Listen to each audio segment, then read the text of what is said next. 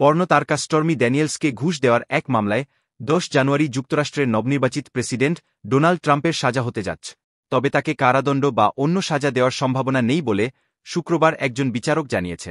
যৌন সম্পর্কের বিষয়টি ধামাচাপা দিতে স্টর্মিকে ঘুষ দেওয়া সংক্রান্ত ফৌজদারি মামলাটিতে নিউ ইয়র্কের ম্যানহাটান আদালতে ডোনাল্ড ট্রাম্পের বিচার চলছে।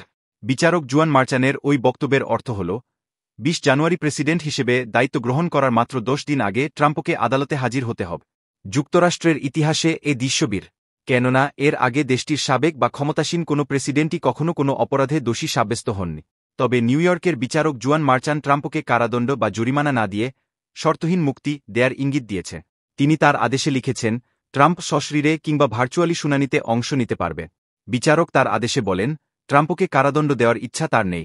তাকে শর্তহীন মুক্তির দণ্ডাদেশ, এক ধরনের স্থগিত দণ্ডাদেশ দেওয়া হবে, যার অর্থ তাকে কোনো হেফাজতে থাকার, আর্থিক জরিমানা দেওয়ার কিংবা প্রবেশনের প্রয়োজন হবে না। এটাই হবে সবচেয়ে কার্যকর সমাধান। এমন রায়ে ট্রাম্প আপিল করার সুযোগ পাবে। বিচারক জানান, আপিলের বিষয়ে ট্রাম্প তার অভিপ্রায় স্পষ্ট করেছেন। তবে ডোনাল্ড ট্রাম্প নিজেকে এ মামলায় নির্দোষ দাবি করেছেন। তার দাবি, 2024 সালের প্রেসিডেন্ট নির্বাচনের প্রচারণায় ক্ষতি করার জন্য এই মামলা করা হয়েছে। সামাজিক মাধ্যমে দেয়া একটি পোস্টে ডোনাল্ড ট্রাম্প বিচারকের ওই সিদ্ধান্তের সমালোচনা করে বলেছেন, অবৈধ রাজনৈতিক হামলা, এবং ওই মামলাটিকে তিনি একটি সাজানো পরিহাস বলে বর্ণনা করেছে। এদিকে এক বিবৃতিতে ট্রাম্পের মুখপাত্র স্টিভেন চিয়াং বলেন, এ মামলায় ট্রাম্পের কোনো কারাদণ্ড হওয়া উচিত নয়। বেআইনি এ মামলা বিবেচনায় নেওয়ারই উপযুক্ত নয়। মামলাটি অবিলম্বে খারিজ করে দেওয়া এটির সাংবিধানিক দাবি। স্টিভেন চিয়াং বলেন, প্রেসিডেন্ট ট্রাম্পকে অবশ্যই প্রেসিডেন্টের দায়িত্বভার গ্রহণ প্রক্রিয়া অব্যাহত রাখা এবং প্রেসিডেন্টের দায়িত্ব পালন চালিয়ে যাওয়ার সুযোগ দিতে হবে, এবং উইচহান্টিংয়ের মাধ্যমে তাকে বাধাগ্রস্ত করা উচিত হবে না। তিনি বলেন, কোনো দণ্ড হওয়া উচিত নয় এবং প্রেসিডেন্ট ট্রাম্প তার লড়াই অব্যাহত রাখবেন। এ মামলার বিরুদ্ধে তার শেষ আবেদনে ট্রাম্প বলেছিলেন, এটি প্রেসিডেন্টের দায়িত্ব পালনের সময়ে তার মাথা ব্যথার কারণ হতে পারে এবং দায়িত্ব পালনে তার সক্ষমতাকে বাধাগ্রস্ত করতে পারে। ট্রাম্পের বিবাদী পক্ষের কৌঁসুলিরা যুক্তি দিয়েছেন, প্রেসিডেন্টের দায়িত্ব পালনের মেয়াদে মামলাটি জিয়ে রাখা হলে তা তার শাসনকার্য পরিচালনার ক্ষমতা বাধাগ্রস্ত করবে। তবে বিচারক এ যুক্তি নাকচ করে বলেন, জুরির রায় পাশ কাটালে তা আইনের শাসন অপরিমেয়ভাবে ক্ষুণ্ণ করবে। পর্ন তারকা স্টর্মি ড্যানিয়েলসের অভিযোগ, 2006 সালে নেভারা অঙ্গরাজ্যে একটি হোটেলে ট্রাম্পের সঙ্গে তার যৌন সম্পর্ক হয়।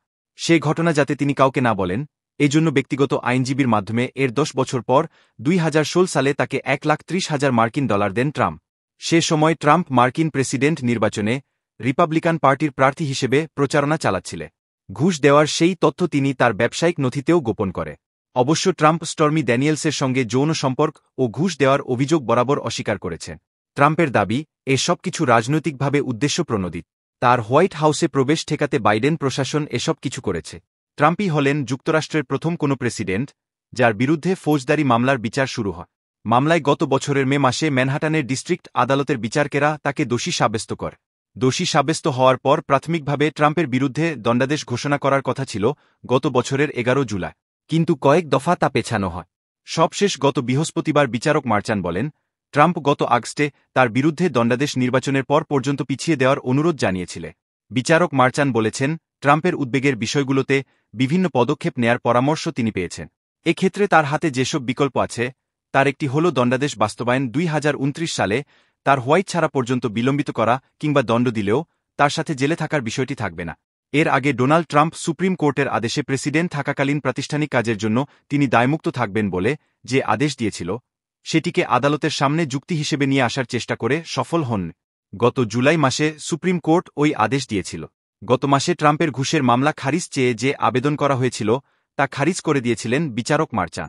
যুক্তরাষ্ট্রে নথি জালিয়াতির মামলায় 4 বছর পর্যন্ত কারাদণ্ডের বিধান আছে, কিন্তু ন্যূনতম দণ্ডে বা কারাবাস অবশ্য পালনীয় নয়। তাই ডোনাল্ড ট্রাম্প জেলে যাবেন না বলেই মনে করেন আইন বিশেষজ্ঞরা। এর কারণ হিসাবে তারা ব্যাখ্যা করেছেন, ট্রাম্প একজন প্রবীণ ব্যক্তি এবং ফার্স্ট টাইম অফেন্ডার, অর্থাৎ প্রথমবার কোনো অপরাধে দোষী সাব্যস্ত হয়েছেন, তাই তাকে কারাগারে পাঠানোর সম্ভাবনা নেই বললেই চল। এদিকে ট্রাম্পের বিরুদ্ধে আরও 3টি রাজ্যে অভিযোগ ও ফেডারেল ক্রিমিনাল মামলা আছে। এর একটি গোপনীয় নথি বিষয়ক এবং দুটি হল 2020 সালের নির্বাচনী ফল সংক্রান্ত। এর আগে গত 26শে নভেম্বর তার বিরুদ্ধে দণ্ড দেওয়ার কথা ছিল, কিন্তু ট্রাম্প প্রেসিডেন্ট নির্বাচনে জেতায় বিচারক তা পিছিয়ে দেয়।